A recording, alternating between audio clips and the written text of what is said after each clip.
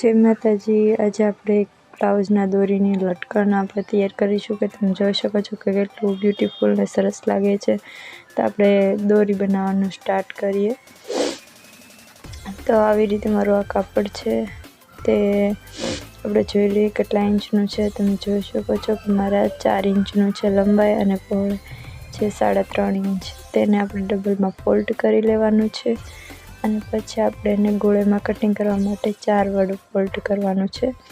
તો આવી રીતે ડબલમાં ફોલ્ડ કરીને આવી રીતે ગોળાઈ આપણે દેવાની છે।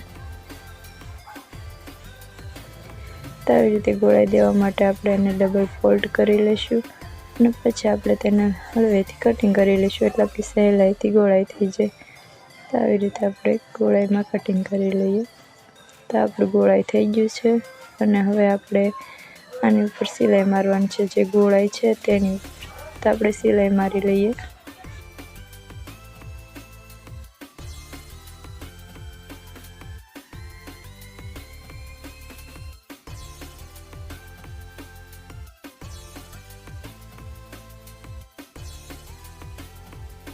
તો આવી રીતે સિલાઈ મરાવીને હવે આપણે આને પલટાવી લેવાનું છે। તો આવી રીતે આપણે પલટી જશે એટલે આવી રીતે આપણું ગોળાઈ થઈ જશે। તો આવી રીતે આપણે 2 ઓલા તૈયાર કરવાના છે આવી રીતે। અને અમારી દોરી છે તેની અંદર આપણે પહેલાં જોઈ લઈએ કે કેવી રીતે આને આપણે સિલાઈ કરીને સ્ટીચ કરવાનું છે। તો આવી રીતે વચ્ચે રાખી દેવાનું છે અને જે ખુલ્લો ભાગ છે તેને આવી રીતે ફોલ્ડ કરી લેવાનું છે અને પછી આપણે સીધી સિલાઈ મારી લેવાની છે। તો આવી રીતે સિલાઈ મારશું એટલે આપણે જોઈશું કે આપણું લટકન કેટલું સહેલાઈથી તૈયાર થઈ જશે।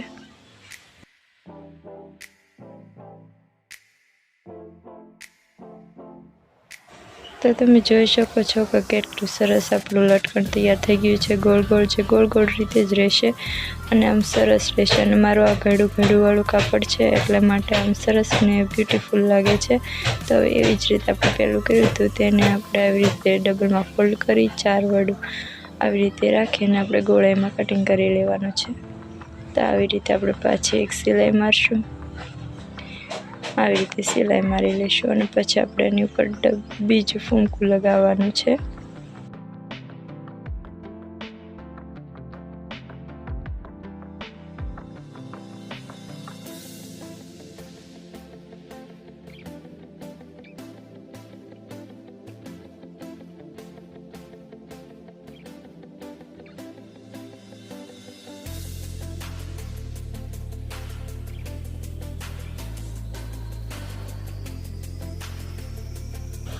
તો આવી રીતે આપણું બીજું પણ આપણે પલટાવી લીધું છે અને હવે આને આપણે સીધી આવી રીતે દોરી રાખી અને આવી રીતે મૂકવાનું છે અને આપણે નીચે જગ્યા જેટલી રાખવી એટલે આપણે દોરીને સરખાવી લેવાની છે અને પછી આપણે અહીંથી સીધી સિલાઈ મારી લેવાની છે।